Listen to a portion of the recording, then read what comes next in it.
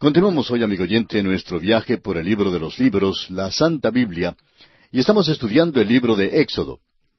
En nuestro programa anterior estábamos hablando del cántico que los hijos de Israel habían entonado con motivo de su liberación de los egipcios.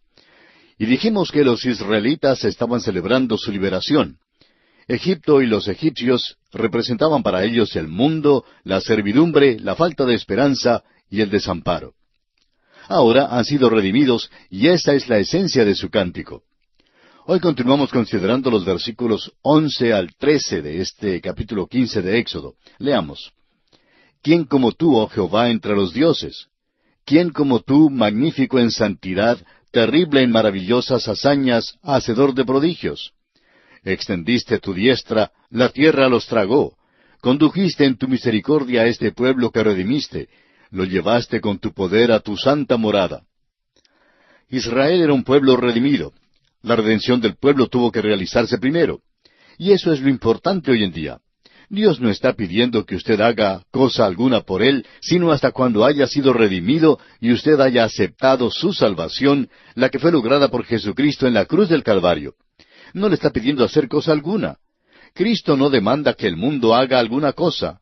Dios no está diciendo, bueno, si tú quieres sobresalir y alcanzar una norma un poco más alta, yo estoy dispuesto a ser tu buen vecino. De ninguna manera. Dios no quiere nada del mundo. Él está diciéndole a un mundo perdido, ¿qué harás con mi hijo que murió por ti? Escuche una vez más el versículo 13 que acabamos de leer. Condujiste en tu misericordia a este pueblo que redimiste, lo llevaste con tu poder a tu santa morada. Parece como si ya están en la tierra prometida. En cuanto a Dios, están en la tierra, porque Él los guiará hasta allí. Ahora los versículos 18 al 21 de Éxodo capítulo 15 dicen, Jehová reinará eternamente y para siempre, porque Faraón entró cabalgando con sus carros y su gente de a caballo en el mar, y Jehová hizo volver las aguas del mar sobre ellos. Mas los hijos de Israel pasaron en seco por en medio del mar. Y María la profetisa, hermana de Aarón, tomó un pandero en su mano, y todas las mujeres salieron en pos de ella con panderos y danzas. Y María les respondía, Cantad a Jehová, porque en extremo se ha engrandecido. Ha echado en el mar al caballo y al jinete. Esta es la conclusión de este cántico de alabanza y acción de gracias a Dios por su liberación. Ahora se nos presenta a una muchacha de la que no hemos sabido nada desde el relato del nacimiento de Moisés, y esta es María, la hermana de Moisés y de Aarón. El siguiente aspecto que vamos a considerar en este capítulo 15 de Éxodo es los israelitas murmuran porque les falta agua. Ahora Israel ya ha cruzado el mar. Gozaron de un tiempo maravilloso de alabanza cantando el cántico de Moisés. Es un pueblo redimido. Uno pensaría que de aquí en adelante todas las piedras serían quitadas y que la vida sería una situación de holganza y que serían liberados de todas sus dificultades. No debe haber habido ninguna nube en el cielo, ni espina en el camino, ni suspiro alguno de ninguno en la congregación. Viajaron 3 días en el desierto. ¿Y qué les pasó? Tenían sed. Leamos el versículo 22. E hizo Moisés que partiese Israel del mar Rojo, y salieron al desierto de Shur, y anduvieron 3 días por el desierto sin hallar agua. Egipto había sido una tierra de abundancia, y tenían agua en abundancia. De repente, los hijos de Israel cruzaron el mar Rojo, y se hallaron en circunstancias algo diferentes. El agua ya no les era accesible. Las cisternas de Egipto ya no estaban, y todavía no habían hallado las fuentes de agua viva. Creemos que esta es la experiencia de cada hijo de Dios que ha renacido. Después de la salvación, el creyente halla que las cisternas de Egipto no satisfacen de ninguna manera. Hay un período de sed del alma. Ese es el período del tiempo del cual nos habla Pablo en su carta a los Filipenses, capítulo 3, versículo 7, donde dice, Pero cuantas cosas eran para mí ganancia, las he estimado como pérdida por amor de Cristo. Luego el apóstol revela una gran sed, un tremendo anhelo cuando dice en Filipenses 3:10, a fin de conocerle y el poder de su resurrección y la participación de sus padecimientos, llegando a ser semejante a él en su muerte. Esta es la experiencia del Hijo de Dios después de ser redimido. El doctor J. Vernon McGee, autor de estos estudios bíblicos, contaba la siguiente experiencia personal. Recuerdo, decía él, el tiempo cuando Dios puso su mano sobre mí de una manera muy definida, y me di cuenta que debía prepararme para el ministerio. Llegué a conocer la paz de Dios al confiar en Cristo. Quería estudiar para el ministerio, pero en ese entonces estaba trabajando en un banco y andando con unos amigos que no tenían ninguna restricción. Yo creía que me estaba gozando muchísimo. En realidad, hasta fui presidente de un comité de baile. En aquellos días siempre se tenía que contrabandear el licor para los bailes. Yo había entregado mi vida al Señor, pero decidí no romper enseguida mis asociaciones mundanales. Decidí ir al baile aquella noche, aunque resolví que no bailaría. Simplemente me pararía con los hombres solos y conversaría con los demás. Yo diría que me ofrecieron una bebida por lo menos una docena de veces y cada vez rehusé beber. Por fin me encontré con un joven que trabajaba conmigo en el banco y quien guardaba cierto rencor contra mí. Me habían ascendido a un puesto mayor, decía el doctor Magui, y él nunca me había perdonado por eso. No era culpa mía porque yo no estaba encargado del banco y yo no era quien decidía los ascensos. Pues él nunca me había perdonado. Aprovechaba cada oportunidad para vengarse de mí de alguna manera u otra. Y en esa noche del baile me dijo, «Este sí que es un buen lugar para estar un predicador». También se servía de un lenguaje acérrimo para remacharme el clavo. Llegué a la conclusión de que todo lo que él había dicho era correcto, y como un perrito azotado descendí la escalera y salí a la calle. Podía oír tocar la orquesta en la distancia y casi volví al baile. Quise regresar y decirle al joven, pues creo que me quedaré aquí con mis amigos. Pero gracias a Dios que no volví, concluyó el doctor Magui. Amigo oyente, siempre hay aquel viaje al desierto después de que uno es salvo. Uno tiene un poquito de sed, pero las cisternas de Egipto simplemente no satisfarán más.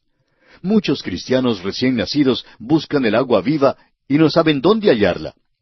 El evangelista Juan en el capítulo 7 de su Evangelio, versículo 37, dice, «En el último y gran día de la fiesta, Jesús se puso en pie y alzó la voz diciendo, Si alguno tiene sed, venga a mí y beba». Amigo oyente, venga a Él en la palabra de Dios y así podrá saciar su sed. El tener sed, pues, y el no hallar agua fue la primera experiencia de los israelitas en el desierto. Y ahora ellos tienen una segunda experiencia que no fue mucho mejor que la primera. Escuche usted, leamos los versículos 23 al 26 de este capítulo 15 de Éxodo.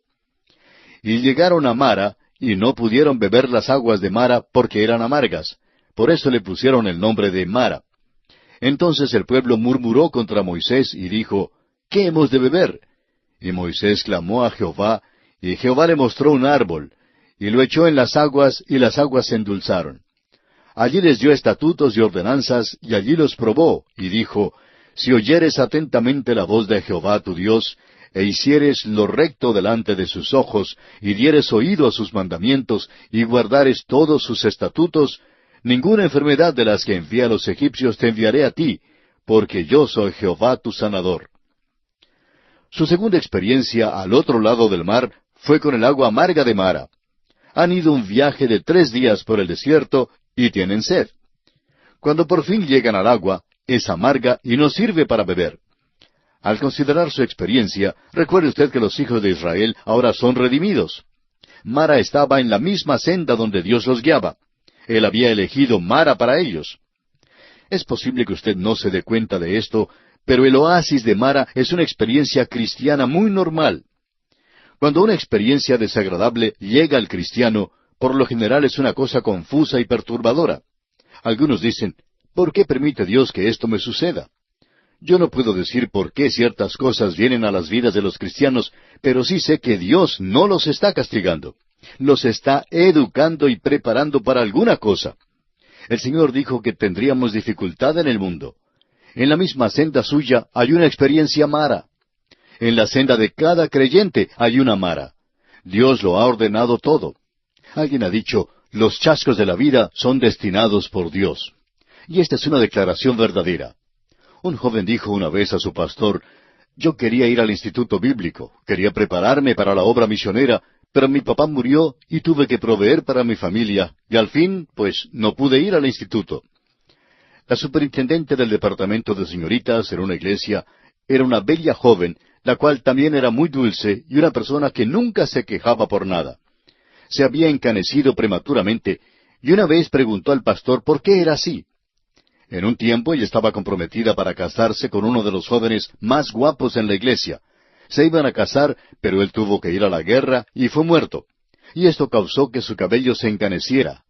Aquello, pues, fue la mara en su vida. Hay muchos contratiempos, chascos y tristezas en la vida. Los planes suyos, amigo oyente, pueden ser deshechos como un rompecabezas. Es posible que usted tenga un pequeño sepulcro en algún flanco de una colina. Permítanos decirle, amigo oyente, que todos tenemos nuestras maras. No las podemos evitar. No podemos pasar por un lado, ni saltarlas por encima, ni atravesarlas por algún túnel. Dios usa un hierro ardiente para marcarnos. Recuerdo, siendo yo niño, que cuando marcaban las vacas y los terneros, se utilizaba un hierro candente para eso. Y las vacas y terneros berreaban del dolor. Yo, por mi parte, me sentía triste al verlos así. Pero de allí en adelante todo el mundo sabía a quién pertenecía ese ganado por su marca. Después que un ternero o una vaca era marcada con hierro candente, no se perdería. Y amigo oyente, Dios ha hecho eso con nosotros hoy en día. Ahora, ¿qué fue lo que endulzó el agua amarga de Mara? Se nos dice que un árbol echado al agua lo endulzó. Deuteronomio 21:23 dice, «No dejaréis que su cuerpo pase la noche sobre el madero, sin falta lo enterrarás el mismo día, porque maldito por Dios es el colgado, y no contaminarás tu tierra que Jehová tu Dios te da por heredad». Y en Gálatas 3:13 el apóstol Pablo dice, «Cristo nos redimió de la maldición de la ley, hecho por nosotros maldición, porque está escrito, maldito todo el que es colgado en un madero». Jesucristo murió en un árbol y es aquella cruz que endulza las experiencias de la vida. Gustó la muerte por cada hombre y quitó el aguijón de la muerte. El apóstol Pablo nos dice en su primera carta a los Corintios capítulo 15 versículo 55, «¿Dónde está, oh muerte, tu aguijón? ¿Dónde, oh sepulcro, tu victoria?» Sí, amigo oyente, es la cruz de Cristo la que endulza las experiencias amargas de la vida. Leamos ahora el versículo 27 de este capítulo 15 de Éxodo que estamos considerando. «Y llegaron a Elim, donde había 12 fuentes de aguas y 70 palmeras, y acamparon allí junto a las aguas». Elim era un lugar de bendición y frutos en abundancia. Había 70 palmeras y 12 fuentes de agua. Después de la amargura de Mara, Dios guió a su pueblo a Elim. Ahora el Salmo 35 revela lo siguiente, «Porque un momento será su ira, pero su favor dura toda la vida. Por la noche durará el lloro, y a la mañana vendrá la alegría». El plan de Dios de utilidad para su pueblo siempre guía por Mara y por Elim. José, Moisés, Elías y David, todos tuvieron esta misma experiencia. Su pueblo hoy en día todavía tiene esta experiencia. Tras cada sombra hay un Elim. Tras cada nube queda el sol. Tras cada sombra está la luz. Tras cada prueba hay un triunfo y tras cada tormenta el arco iris. Jorge Matheson escribió, «Yo trazo el arco iris a través de la lluvia». Esta es la senda por la cual Dios nos guía, amigo oyente. Todas estas cosas acontecieron a Israel como ejemplo para nosotros. Y así concluye el capítulo 15 del libro de Éxodo. Nos encontramos ahora en el capítulo 16. En este capítulo consideraremos los aspectos siguientes. Los israelitas llegan al desierto de Sin. Murmuran por causa de su falta de pan. Las codornices y el maná son enviados. El maná no debe ser recogido en el día de reposo. Y una medida de maná es preservada. Hemos estado estudiando las experiencias de la nación de Israel después que los israelitas salieron de la tierra de Egipto y cruzaron el Mar Rojo y llegaron al monte de Sinaí. Hay ciertas experiencias que son contadas, las que corresponden también a la experiencia cristiana. Hasta aquí, ellos han cantado el cántico de Moisés, han viajado por 3 días sin beber agua, han llegado a Mara, donde las aguas eran amargas, y luego han viajado a Elim, donde había agua y árboles en abundancia. Elim es un cuadro de la fructífera experiencia cristiana, y Dios promete traernos a este lugar. Consideremos el primer aspecto, la murmuración de los israelitas porque les falta comida. El capítulo 16 nos trae al desierto de Sin. Leamos los primeros 3 versículos de este capítulo 16 de Éxodo. Partió luego de Elim toda la congregación de los hijos de Israel, y vino al desierto de Sin, que está entre Elim y Sinaí, a los 15 días del segundo mes, después que salieron de la tierra de Egipto. Y toda la congregación de los hijos de Israel murmuró contra Moisés y a Aarón en el desierto, y les decían los hijos de Israel: Ojalá hubiéramos muerto por mano de Jehová en la tierra de Egipto, cuando nos sentábamos a las ollas de carne, cuando comíamos pan hasta saciarnos, pues nos habéis sacado a este desierto para matar de hambre a toda esta multitud. Ya hace 2 meses y medio que los israelitas salieron de Egipto. Empezaron a murmurar cuando se acercaron al Mar Rojo. Cuando cruzaron el mar, cantaron el cántico de Moisés, el cántico de redención. No pasó mucho tiempo antes de que empezaran a murmurar y a cantar los cánticos melancólicos. Nosotros les llamaríamos un montón de refunfuñadores. Querían ser librados de la servidumbre de Egipto. Después que viajaron al desierto, les faltó agua y comida y empezaron a quejarse. Se acordaron de las ollas de carne en Egipto y las anhelaban. Hay muchos que han sido salvados del pecado y que han querido volver a la vida vieja. Un hombre dijo en cierta ocasión que había sido salvo de una vida de contrabando de licores y de borrachera. Cuando se convirtió, conocía todos los sitios de contrabando que había en aquella ciudad donde vivía, y durante los primeros meses después de su salvación ni siquiera se atrevió a acercarse a ninguno de esos lugares, porque bien sabía que entraría en ellos. Él decía: Miré atrás a aquellas viejas ollas de carne, pero gracias a Dios que hoy en día las odio. Consideremos ahora el segundo aspecto en este capítulo 16, la provisión del maná y las codornices. Dios no tenía ninguna intención de dejar que los israelitas murieran de hambre. Su plan era el de guiarles por el desierto, y Él había prometido cuidarlos a todos. Leamos ahora los versículos 4 al 7 de este capítulo 16 de Éxodo que estamos estudiando. Y Jehová dijo a Moisés: He aquí yo os haré llover pan del cielo, y el pueblo saldrá y recogerá diariamente la porción de un día, para que yo lo pruebe si anda en mi ley o no. Mas en el 6º día prepararán para guardar el doble de lo que suelen recoger cada día. Entonces dijeron Moisés y Aarón a todos los hijos de Israel: En la tarde sabréis que Jehová os ha sacado de la tierra de Egipto, y a la mañana veréis la gloria de Jehová, porque Él ha oído vuestras murmuraciones contra Jehová. Porque nosotros, ¿qué somos para que vosotros murmuréis contra nosotros? Moisés y Aarón preguntaron a la congregación: ¿Por qué murmuran contra nosotros? Solo somos humanos, no podemos hacer nada. No podemos proveer para ustedes, pero Dios ha oído sus murmuraciones y ustedes verán la gloria de Dios. Cada vez que murmuraban los israelitas, la gloria de Dios aparecía. A Dios no le agrada que los cristianos refunfuñen, se quejen y culpen a otros. La iglesia está llena de cristianos que se quejan. Si usted es uno de los de la iglesia que murmuran, se queja y refunfuña, pues salga para ir a otra parte. Es mucho mejor que dé úlceras a otros y no al pastor, los diáconos y la junta directiva de la iglesia. En el versículo 8 veremos la provisión de Dios para un pueblo quejumbroso. Leamos. Dijo también Moisés: Jehová os dará en la tarde carne para comer, y en la mañana pan hasta saciaros. Porque Jehová ha oído vuestras murmuraciones con que habéis murmurado contra Él, porque nosotros, ¿qué somos? Vuestras murmuraciones no son contra nosotros, sino contra Jehová. Amigo oyente, debe tener mucho cuidado en cuanto al asunto del cual usted refunfuña en la iglesia. ¿Está usted refunfuñando en cuanto al predicador porque él no es tan amistoso como usted cree que debe ser? ¿O por causa de que no le dio la mano el otro domingo, o quizá porque no le ha visitado durante la semana pasada? ¿Está usted murmurando contra él?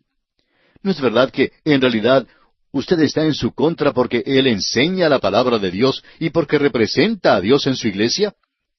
A veces nosotros los predicadores murmuramos también, y por eso mismo todos debemos tener mucho cuidado de no murmurar contra Dios. Esta es una cosa que no le agrada a Dios. En los versículos 9 al 13 de Éxodo 16, Dios confirma a Moisés la promesa de provisión de alimento para el pueblo hebreo. Leamos. Y dijo Moisés a Aarón: Di a toda la congregación de los hijos de Israel: Acercaos a la presencia de Jehová, porque Él ha oído vuestras murmuraciones. Y hablando a Aarón a toda la congregación de los hijos de Israel, miraron hacia el desierto. He aquí la gloria de Jehová apareció en la nube. Y Jehová habló a Moisés diciendo: Yo he oído las murmuraciones de los hijos de Israel. Háblales diciendo: Al caer la tarde comeréis carne, y por la mañana os saciaréis de pan, y sabréis que yo soy Jehová vuestro Dios. Y venida la tarde, subieron codornices que cubrieron el campamento, y por la mañana descendió rocío en derredor del campamento. Dios no tan solo dio a los israelitas el maná, sino que también envió codornices. Comieron hamburguesas de codornices con maná, lo que era sabrosísimo. La providencia de Dios llegó en la hora de vida. Consideremos ahora el maná. El maná era el alimento de los hijos de Israel mientras viajaban por el desierto. Los versículos 14 al 16 hablan de este tremendo milagro. Y cuando el rocío cesó de descender, he aquí sobre la faz del desierto una cosa menuda, redonda, menuda como una escarcha sobre la tierra. Y viéndolo los hijos de Israel, se dijeron unos a otros, ¿qué es esto? Porque no sabían qué era. Entonces Moisés les dijo, es el pan que Jehová os da para comer. Esto es lo que Jehová ha mandado. Recoged de él cada uno según lo que pudiere comer, un gomer por cabeza, conforme al número de vuestras personas, tomaréis cada uno para los que están en su tienda. Los israelitas debían recoger solamente el maná suficiente para cada día. En el día anterior al día de reposo, debían recoger el suficiente maná para 2 días, porque el maná no aparecería en el día de reposo. Bien, amigo oyente, nuestro tiempo ha concluido y tenemos que detenernos aquí.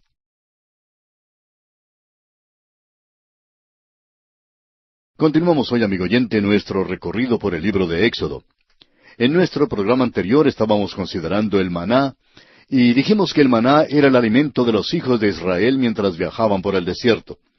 Los israelitas debían recoger solamente el maná suficiente para cada día. En el día anterior al día de reposo debían recoger lo suficiente para 2 días, porque el maná no aparecería en el día de reposo. Leamos ahora los versículos 19 al 21 de Éxodo 16. Y les dijo Moisés, ninguno deje nada de ello para mañana. Mas ellos no obedecieron a Moisés, sino que algunos dejaron de ello para otro día, y crió gusanos, y hedió, y se enojó contra ellos Moisés. Y lo recogían cada mañana, cada uno según lo que había de comer, y luego que el sol calentaba, se derretía. El maná debía ser recogido cada mañana, cada hombre debía recogerlo. Esto debía ser una experiencia personal. El maná habla del Señor Jesucristo como el pan de vida. El Evangelio según San Juan, capítulo 6, versículos 32 al 35, confirma esto cuando dice, y Jesús les dijo, de cierto os digo, no os dio Moisés el pan del cielo, mas mi Padre os da el verdadero pan del cielo, porque el pan de Dios es aquel que descendió del cielo y da vida al mundo. Le dijeron, Señor, danos siempre este pan. Jesús les dijo, yo soy el pan de vida, el que a mí viene nunca tendrá hambre, y el que en mí cree no tendrá sed jamás. El maná, amigo oyente, representa a Cristo como el pan de vida que descendió del cielo para dar su vida por el mundo. Jesucristo es el verdadero pan. Él es quien nos da vida y alimento. Leamos ahora los versículos 25 y 26 de este capítulo 16 de Éxodo. Y dijo Moisés, comedlo hoy, porque hoy es día de reposo para Jehová. Hoy no hallaréis en el campo. 6 días lo recogeréis, mas el 7º día es día de reposo, en él no se hallará. El día de reposo fue dado a Israel antes de darse formalmente la ley. El versículo 31 ahora, y la casa de Israel lo llamó maná, y era como semilla de culantro, blanco, y su sabor como de hojuelas con miel. ¿Cómo describiría usted el maná? Es difícil explicarlo. Era una comida maravillosa que contenía todas las vitaminas que Israel necesitaba, y tenía un sabor a casi cualquier clase de comida que ellos quisieran, o que a ellos se les ocurriera. Era una comida provocativa, pero causó que la gente extranjera se quejara. En el libro de Números, capítulo 11, versículos 4 y 5, se relata un incidente que nos ayuda a comprender correctamente en cuanto al maná. Dice en este pasaje, y la gente extranjera que se mezcló con ellos tuvo un vivo deseo, y los hijos de Israel también volvieron a llorar y dijeron, ¿quién nos diera a comer carne? Nos acordamos del pescado que comíamos en Egipto de balde, de los pepinos, los melones, los puerros, las cebollas y los ajos. Hasta aquí el pasaje de Números capítulo 11. La gente extranjera deseaba estos alimentos en el desierto, estando lejos de la tierra de Egipto. La lista de la comida que echaban de menos incluía aquellos alimentos que crecían sobre o debajo de la tierra. Eran condimentos sin mucho valor alimenticio verdadero, tal como los pepinos, los melones, los puerros, las cebollas y los ajos. Cuando usted come estos alimentos, amigo oyente, su aliento no es de lo más agradable. Alguien ha dicho que comer una manzana por día mantiene alejado al doctor, pero si usted come una cebolla por día, mantiene alejado a todo el mundo. Estos son los alimentos que comen los del mundo. No satisfacen porque no son sino condimentos. La gente extranjera se acordó de lo que comían en Egipto y lo echaban mucho de menos. Ahora, en Números 11, otra vez, versículo 6, leemos, «Y ahora nuestra alma se seca, pues nada sino este maná ven nuestros ojos». Se quejaban de que no había nada para comer sino el maná. Ahora el versículo siguiente de Números 11, el versículo 7 dice, «Y era el maná como semilla de culantro, y su color como color de bedelio». Es como si Dios estuviera diciendo, «Vea pues, estas personas menosprecian la comida mía, la cual es como el pollo frito, los helados y el postre, todos reunidos en uno». El maná no era una comida monótona, pero la gente extranjera no quería comerla. Números capítulo 11, versículo 8, continúa diciendo, «El pueblo se esparcía y lo recogía, y lo molía en molinos, o lo majaba en morteros, y lo cocía en caldera, o hacía de él tortas. Su sabor era como sabor de aceite nuevo». Fíjese usted, podían molerlo, majarlo, cocerlo en caldera, o preparar un plato cocido en cacerola. Probablemente publicaron un libro de recetas para la cocina con 1001 recetas. Los israelitas, sin embargo, menospreciaban la comida celestial de Dios y se quejaban de tener que comerla. Se cansaron de comer el maná. Anhelaban las ollas de carne de Egipto. Querían volver a aquello de lo cual habían sido liberados. De vez en cuando querían hacer un recorrido hacia Egipto para conseguir los puerros y los ajos. Hay cristianos hoy en día que necesitan desprenderse del mundo. Un cristiano no debe seguir viviendo en el mundo. No debe seguir comiendo la comida de Egipto y viviendo de las cosas de Egipto. Si hace esto, no puede servir a Dios, no puede vivir para Dios, no tendrá la paz de Dios en su corazón. Debe haber un rompimiento total con Egipto.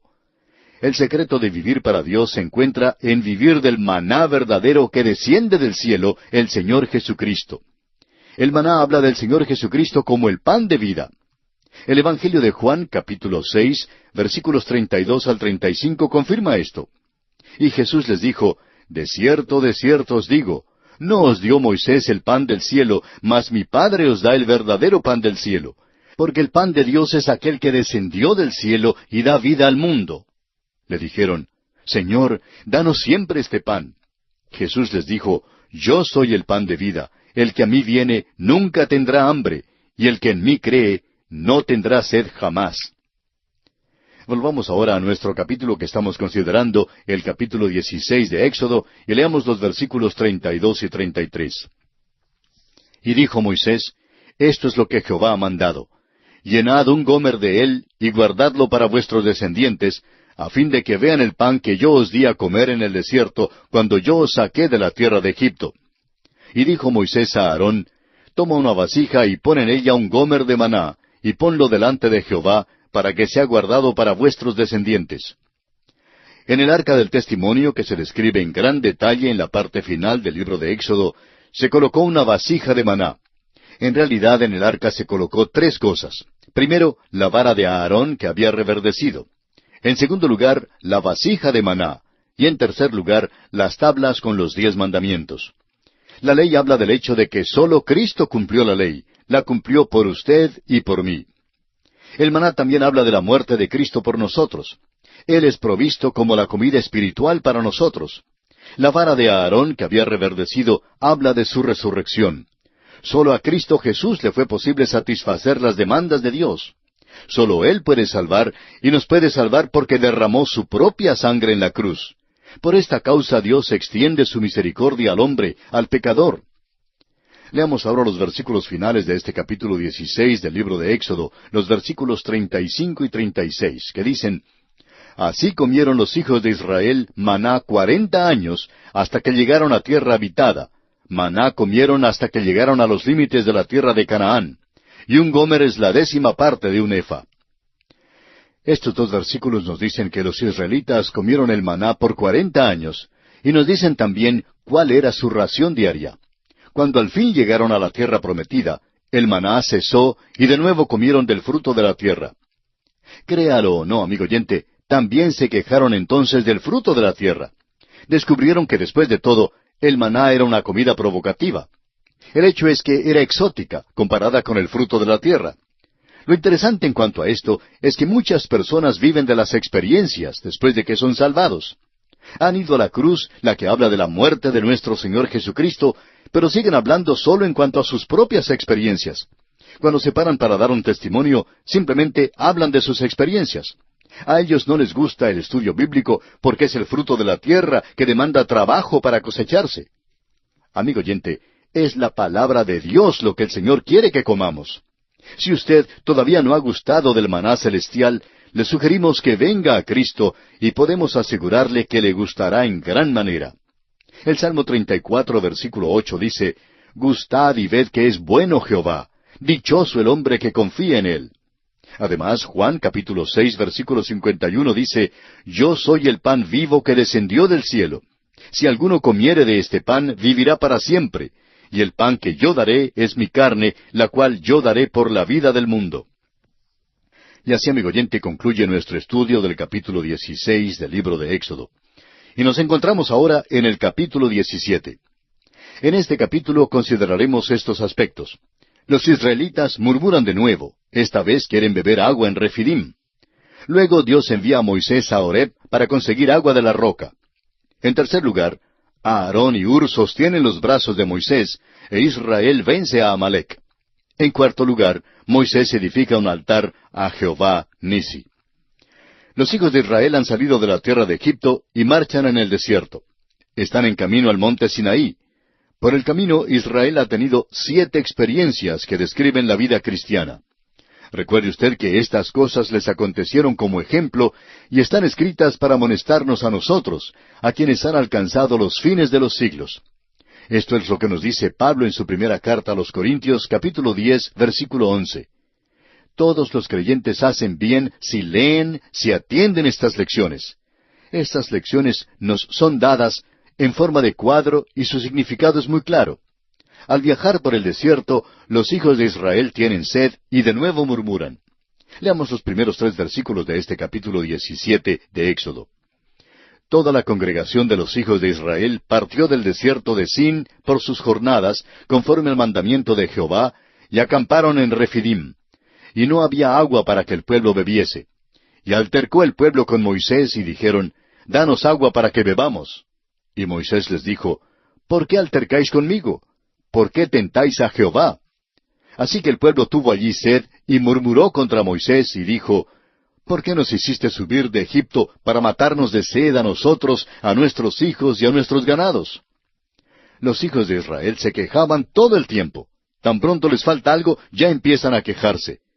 Dios bondadosamente suple su necesidad y al presentarse algo nuevo empiezan a llorar, a quejarse y a culpar a otros. Creemos que Moisés se está poniendo un poquito impaciente con Israel. Veamos el versículo 4 de Éxodo 17. Entonces clamó Moisés a Jehová diciendo, «¿Qué haré con este pueblo? De aquí a un poco me apedrearán». A estas alturas es probable que Moisés esté listo a entregar su trabajo a otro. Moisés está desconcertado a causa de las murmuraciones de Israel. Muchas iglesias que se creen sanas y robustas se encuentran en la misma condición espiritual. Fíjese ahora, amigo oyente, en la provisión de Dios para Israel. Leamos el versículo 5. Y Jehová dijo a Moisés, «Pasa delante del pueblo, y toma contigo de los ancianos de Israel, y toma también en tu mano tu vara con que golpeaste el río, y ve». Esta es la misma vara que le fue dada a Moisés cuando regresó a Egipto. Debía ser el poder de Moisés y el símbolo de su autoridad. Ahora los versículos 6 y 7 de Éxodo 17 dicen, «He aquí que yo estaré delante de ti allí sobre la peña en Horeb, y golpearás la peña, y saldrán de ella aguas, y beberá el pueblo». Y Moisés lo hizo así en presencia de los ancianos de Israel. Y llamó el nombre de aquel lugar Masa y Meriba, por la rencilla de los hijos de Israel, y porque tentaron a Jehová diciendo, ¿está pues Jehová entre nosotros o no? Esta es la primera mención de la peña y las aguas que salen de aquella peña. Ahora, ¿qué representa la peña? No se nos deja solo a nuestra conjetura, ni a especulaciones, ni a nuestra sabiduría. La peña, amigo oyente, es el Espíritu Santo de Dios, según lo explica el apóstol Pablo en su primera carta a los Corintios, capítulo 10, versículos 1 al 4, donde dice: Porque no quiero, hermanos, que ignoréis que nuestros padres todos estuvieron bajo la nube, y todos pasaron el mar, y todos en Moisés fueron bautizados en la nube y en el mar, y todos comieron el mismo alimento espiritual, y todos bebieron la misma bebida espiritual, porque bebían de la roca espiritual que los seguía, y la roca era Cristo. El pan que Israel comía era el maná, el cual era un cuadro de Cristo, el pan de vida. Cristo también es el agua de vida, y la roca describe a Cristo. Los israelitas debieron edificar su fundamento sobre esta roca que es sólida, pero dudaron a Dios y estaban edificando su fundamento sobre lo que se desvanecería. Israel se apoyaba en telarañas y en cañas rotas, y su nube de dudas les escondía la cara de Dios. La roca es un retrato bello del Señor Jesucristo y apoyado por las Escrituras. El Salmo 61:2 dice: Desde el cabo de la tierra clamaré a ti cuando mi corazón desmayare. Llévame a la roca que es más alta que yo. De nuevo el salmista dice en el Salmo 78:35: Y se acordaban de que Dios era su refugio y el Dios Altísimo su Redentor. Luego en Mateo capítulo 16, versículo 18, el mismo Señor Jesucristo dijo: Y yo también te digo que tú eres Pedro, y sobre esta roca edificaré mi iglesia, y las puertas del Hades no prevalecerán contra ella. Luego Pedro nos dice en su primera epístola capítulo 2, versículos 6 al 8, Por lo cual también contiene la Escritura: He aquí pongo en Sión la principal piedra del ángulo, escogida, preciosa, y el que creyere en él no será avergonzado. Para vosotros, pues, los que creéis, él es precioso. Pero para los que no creen, la piedra que los edificadores desecharon ha venido a ser la cabeza del ángulo, y piedra de tropiezo y roca que hace caer, porque tropiezan en la palabra, siendo desobedientes, a lo cual fueron también destinados. Finalmente el apóstol Pablo nos da este consejo en su primera carta a los Corintios, capítulo 3, versículo 11. Porque nadie puede poner otro fundamento que el que está puesto, el cual es Jesucristo. Como dice el conocido himno: En tierra de cansancio Jesús roca es. Él es el fundamento. Es en Él sobre quien descansamos, y sobre el cual la iglesia está edificada. Como la roca, sin embargo, Él es el último a quien acudimos para beber agua. No es que queramos ser chistosos, pero no se puede conseguir ni aun agua cruda de una roca. Eso sería como conseguir sangre de un nabo o jugo de naranja de una perilla de puerta. Cristo es la roca, y usted bien se puede admirar de su calidad genuina y de su durabilidad. Hay grandes lecciones para ser aprendidas de la roca para el mejoramiento de su vida cristiana. Se puede probarla y analizarla, pero no se la puede beber. Jesús es una roca, pero ni su vida hermosa ni su durabilidad le salvarán a usted. Sus enseñanzas no redimirán su alma. Su vida y sus enseñanzas son como esculturas de mármoles pulidos, y si usted, amigo oyente, las aplicara a su vida con sumo cuidado, todavía no hallaría la salvación. La aplicación de los principios enseñados por el Señor Jesucristo pueden pulirlo a usted un poco, pero Él todavía es aquella roca contra la cual se puede estrellar el pie. Se puede caer sobre la roca, la cual es Cristo Jesús, para recibir la salvación, pero ningún esfuerzo humano es capaz de conseguir agua de esta roca. Fue solamente cuando la roca fue golpeada, cuando salió el agua que da vida. Jesús fue crucificado, y sólo el creer que Él murió en su lugar y que llevó sus pecados en aquella cruz, le salvará a usted. La roca golpeada es así un cuadro de la muerte de Jesucristo. En el libro de Números se nos dice por segunda vez que los hijos de Israel se quejaron de que no tenían agua. La primera vez que Israel murmuró en cuanto a tener sed, Dios le dijo a Moisés que golpeara la peña, y las aguas manaron a borbotones. En Números, sin embargo, Dios le dio unas instrucciones diferentes a Moisés. Dios dice a Moisés: Toma la vara y reúne la congregación, tú y a Aarón tu hermano, y note usted, hablad a la peña a vista de ellos. Y ella dará su agua, y les sacarás aguas de la peña, y darás de beber a la congregación y a sus bestias. Moisés tenía que hablar a la peña, porque la peña ya había sido golpeada. Cristo fue crucificado hace 2000 años, y cuando Él dijo en la cruz, consumado es, fue consumado de veras. Cristo no debe ser crucificado de nuevo. Dios está satisfecho con lo que Jesús ya hizo por usted. La pregunta es, ¿está usted satisfecho con la obra que Cristo hizo por usted en la cruz? Él murió para salvarlo a usted, amigo oyente. Todo lo que Dios exige es que usted crea en su Hijo Jesucristo. Desde la peña, Cristo Jesús, manan las bendiciones espirituales hoy en día. Las aguas de bendición manan a borbotones para aliviar los labios abrasados de sed. El apóstol Pablo nos dice en Efesios 1:3, «Bendito sea el Dios y Padre de nuestro Señor Jesucristo, que nos bendijo con toda bendición espiritual en los lugares celestiales en Cristo». La peña fue golpeada una sola vez, y de ella mana una abundancia de agua. La fuente está llena hasta el borde. El río está lleno de margen a margen. El mundo entero no es capaz de contener esta agua. Sin embargo, a pesar de eso, hay muchas almas de hombres que en el día de hoy se encuentran marchitas o secas, y sus lenguas están abrasadas por la sed. Millones de personas están muriendo por falta de la bebida espiritual. El caudal ha sido cortado, apiñado con troncos por causa de las dudas, corroído por el pecado y aislado por la indiferencia. El canal también está cerrado por los diques de aquellos que profesan conocer a Cristo, pero que en realidad no lo conocen. Amigo oyente, estamos perturbados y nos sentimos tristes al mirar a nuestro alrededor. El mundo tiene sed. Y ahora le preguntamos a usted personal y particularmente, ¿ha acudido usted a aquella peña golpeada para beber del agua de vida? Dios dice que si se bebe de aquella agua, usted no tendrá sed jamás. Si no lo ha hecho, amigo oyente, le invitamos a que lo haga en esta hora. Esta es su oportunidad. Acuda a la roca y beba en abundancia del agua viva para que pueda obtener hoy mismo, en forma gratuita, la vida eterna. Es nuestra oración que Dios le ayude a hacerlo.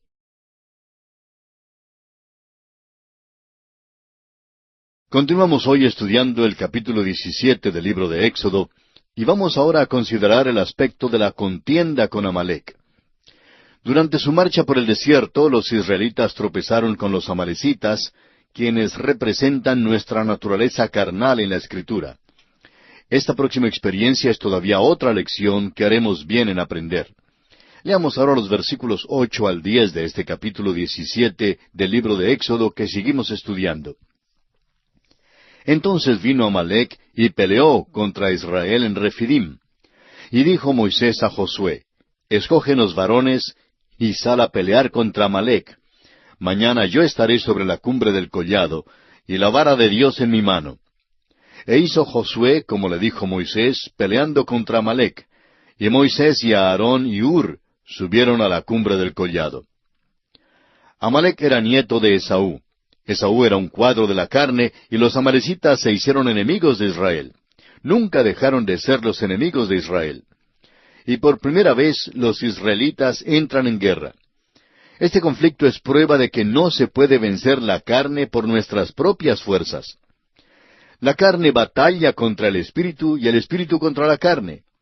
El apóstol Pablo lo explica en Gálatas capítulo 5, versículo 17, diciendo, «Porque el deseo de la carne es contra el espíritu, y el del espíritu es contra la carne. Y estos se oponen entre sí, para que no hagáis lo que quisierais». Este es el cuadro que tenemos en el desierto al guerrear Israel y Amalec el uno contra el otro. Ahora los versículos 11 y 12 dicen, «Y sucedía que cuando alzaba Moisés su mano, Israel prevalecía, mas cuando él bajaba su mano, prevalecía Amalec.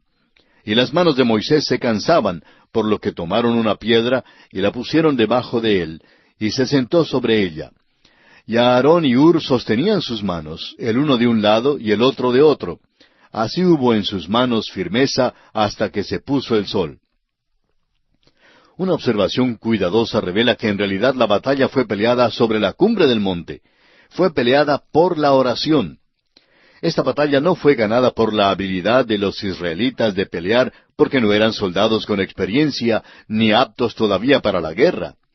Esta batalla fue peleada y ganada por Moisés. El momento en que Moisés ya no podía alzar sus manos, los hijos de Israel empezaban a perder la batalla.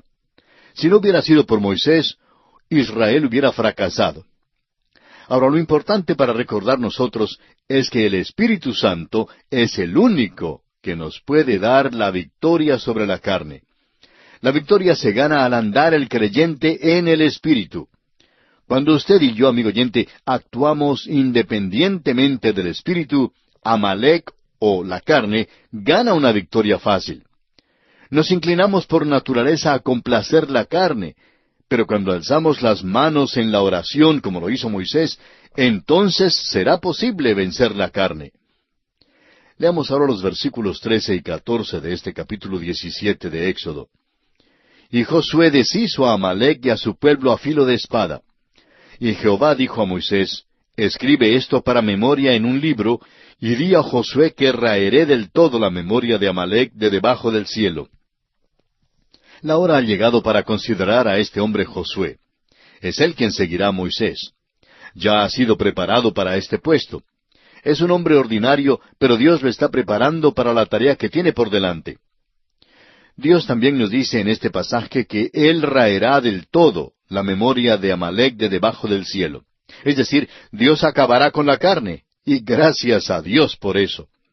Cuando el Señor lleve al cielo a la iglesia, la cambiará.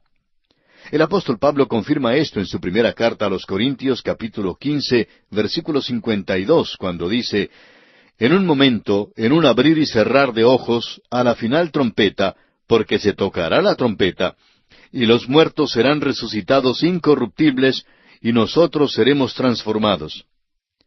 Si el Señor llevara a la iglesia al cielo como es ahora, sin ser transformada, el cielo sería entonces exactamente como esta tierra vieja, porque nosotros arruinaríamos el lugar con nuestras naturalezas viejas. He estado arrastrando la vieja naturaleza mía por años como a un difunto. Quisiera estar libre de ella. He tratado de quitármela, pero sigue haciéndose sentir muchas veces. Gracias a Dios que Él ha prometido acabar con la naturaleza vieja algún día. Aquellos que pertenecen a Cristo algún día serán cambiados y hechos adecuados para el cielo. Ahora, de este capítulo 17 de Éxodo, leamos los versículos 15 y 16. Y Moisés edificó un altar, y llamó su nombre Jehová Nisi, y dijo, por cuanto la mano de Amalec se levantó contra el trono de Jehová, Jehová tendrá guerra con Amalec de generación en generación. Tenemos que recordar tres cosas importantes. En primer lugar, Dios acabará con Amalec. En otras palabras, Dios terminará con la vieja naturaleza. En segundo lugar, el Señor nunca se amistará con la naturaleza vieja. Tendrá guerra con Amalec de generación en generación. Y en tercer lugar, este conflicto constante continuará mientras vivamos en estos cuerpos en esta vida. La carne y el espíritu siempre pelearán la una contra el otro. Solo el Espíritu Santo de Dios nos puede dar la victoria total. Y esto, amigo oyente, tenemos que reconocerlo. Y aquí concluye el capítulo 17 del libro de Éxodo. Y nos encontramos ahora en el capítulo 18. En este capítulo consideraremos cuatro aspectos principales. En primer lugar, Jetro, el suegro de Moisés, lleva a la esposa y a los dos hijos de Moisés a él. En segundo lugar, Moisés hospeda a Jetro. En tercer lugar, Jetro da el consejo de nombrar jueces, consejo que es aceptado por Moisés. Y en cuarto lugar, Jetro sale a su tierra. En el capítulo 18 llegamos a la última de las 7 experiencias que tuvieron los hijos de Israel entre Egipto y el monte Sinaí. Dios ha estado guiando a Moisés directamente por medio de la revelación, pero ahora Moisés se dirige a la sabiduría del mundo para buscar ayuda, en lugar de acudir a Dios para revelación. Consideremos ahora la visita de Jetro, suegro de Moisés. Jetro, sacerdote de Madián, visita a Moisés. Trajo consigo a la esposa de Moisés y los 2 niños. Mientras que están con Moisés, se gozan de una visita amable, de una reunión familiar. Para esto vamos a leer los primeros 12 versículos de este capítulo 18 de Éxodo. Oyó Jetro, sacerdote de Madián, suegro de Moisés, todas las cosas que Dios había hecho con Moisés y con Israel, su pueblo, y cómo Jehová había sacado a Israel de Egipto. Y tomó Jetro, suegro de Moisés, a Séfora, la mujer de Moisés, después que él la envió, y a sus 2 hijos. El uno se llamaba Gersón, porque dijo, forastero he sido en tierra ajena, y el otro se llamaba Eliezer, porque dijo, el Dios de mi padre me ayudó y me libró de la espada de Faraón. Y Jetro, el suegro de Moisés, con los hijos y la mujer de éste, vino a Moisés en el desierto, donde estaba acampado junto al monte de Dios, y dijo a Moisés, yo, tu suegro Jetro, vengo a ti con tu mujer y sus 2 hijos con ella. Y Moisés salió a recibir a su suegro, y se inclinó y lo besó. Y se preguntaron el uno al otro cómo estaban, y vinieron a la tienda. Y Moisés contó a su suegro todas las cosas que Jehová había hecho a Faraón y a los egipcios por amor de Israel, y todo el trabajo que habían pasado en el camino, y cómo los había librado Jehová. Y se alegró Jetro de todo el bien que Jehová había hecho a Israel, al haberlo librado de mano de los egipcios. Y Jetro dijo, bendito sea Jehová que os libró de mano de los egipcios, y de la mano de Faraón, y que libró al pueblo de la mano de los egipcios. Ahora conozco que Jehová es más grande que todos los dioses, porque en lo que se ensoberbecieron, prevaleció contra ellos. Y tomó Jetro, suegro de Moisés, holocaustos y sacrificios para Dios. Y vino a Aarón y todos los ancianos de Israel para comer con el suegro de Moisés delante de Dios. Es interesante notar la relación maravillosa entre Moisés y su suegro. Parece ser muy íntimo. Moisés le informa de todo lo que Dios ha hecho en guiar a los israelitas en su salida de Egipto. Jetro manifiesta un gran interés en todo lo que Moisés le cuenta. El hecho es que cuando Moisés salió para darles la bienvenida, besó a su suegro, pero nada se dice en cuanto a Moisés besando a su esposa. Este pasaje tampoco dice nada en cuanto a Moisés alegrándose al ver a sus hijos. Todo parece confirmar nuestra conclusión previa de que la relación familiar de Moisés no era como debía ser. Otra cosa de interés es el cambio en Jetro. Es probable que fuera escéptico en Madián, cuando Moisés anunció que iba a librar a los israelitas de su servidumbre en Egipto. Estamos seguros que Jetro les dijo a sus vecinos, no sé qué le ha pasado a mi yerno, tiene ideas grandes. Él cree que Dios le ha llamado para librar a los israelitas de Egipto. Simplemente no creo que Dios al cual sirve él pueda hacer eso. Bueno, Dios sí lo hizo. Y al parecer esto trajo a Jetro a un conocimiento salvador de Dios. Esto se deja ver por el hecho de que ofreció holocaustos y sacrificios a Dios. Veamos ahora que el consejo de Jetro de nombrar jueces es aceptado por Moisés. Leamos los versículos 13 al 27 de Éxodo 18.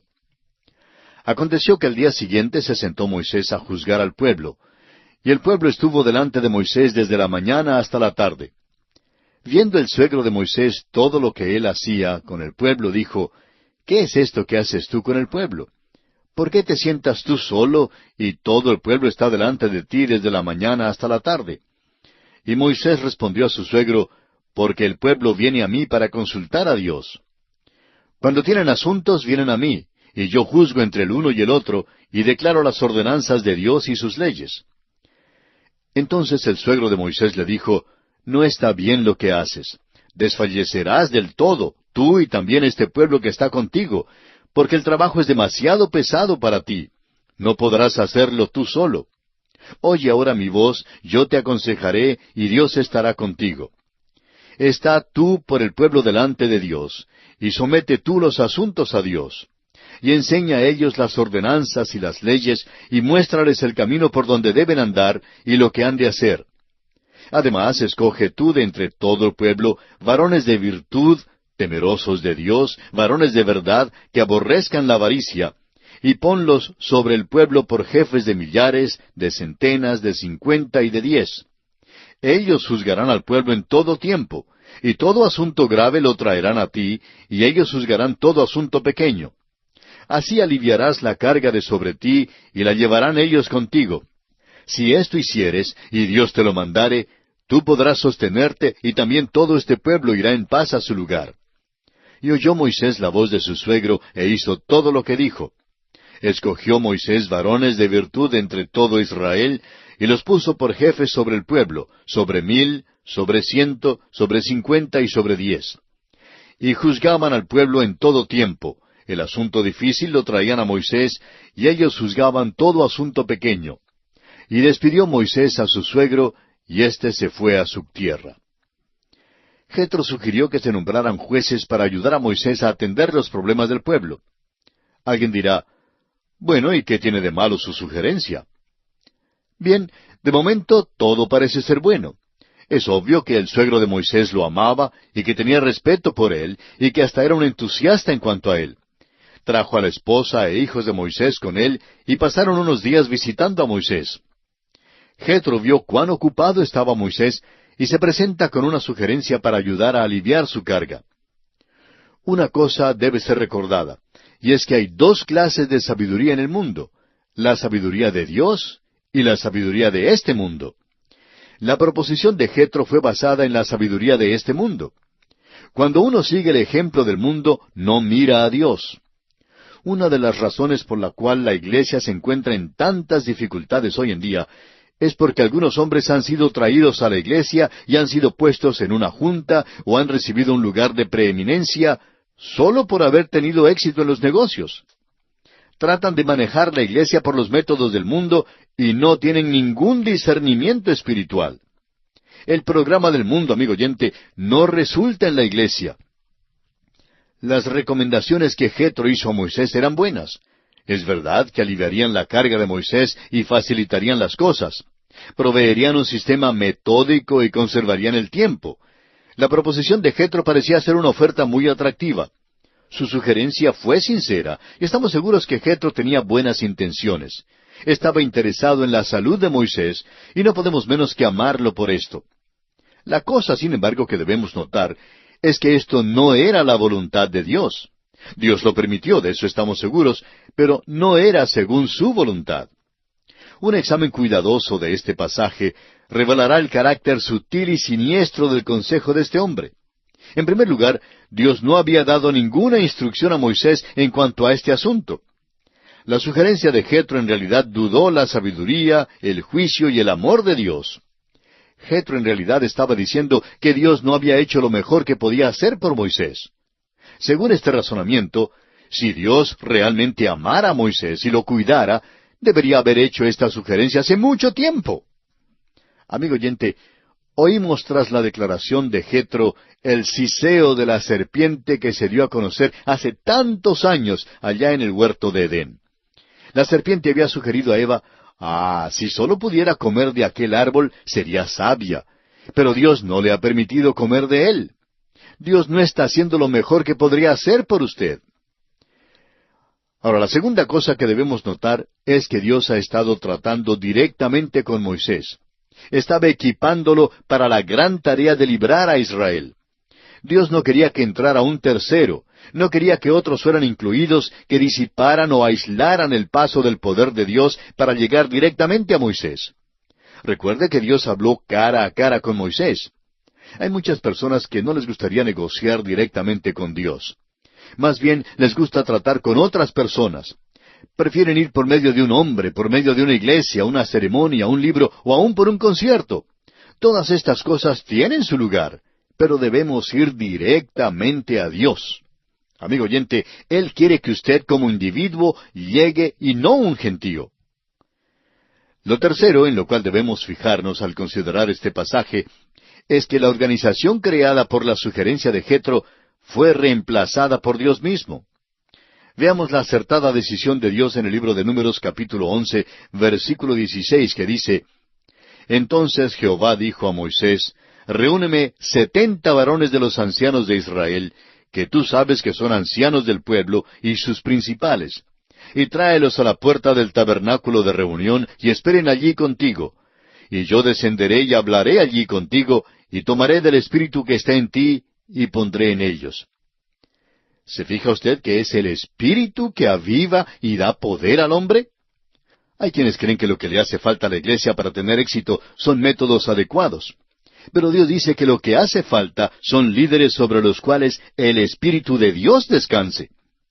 Ahora mismo hay muchos predicadores que se portan algo tontamente porque tratan de identificarse con la generación de ahora. Dicen que quieren comunicarse con la nueva generación. Aún hay un seminario en el sur de California, en los Estados Unidos, que se especializa en identificarse y comunicarse con jóvenes. Nunca hemos oído decir que en realidad hayan llegado a tocar los corazones y las vidas de los jóvenes allá en esa parte del mundo. Simplemente no lo pueden hacer.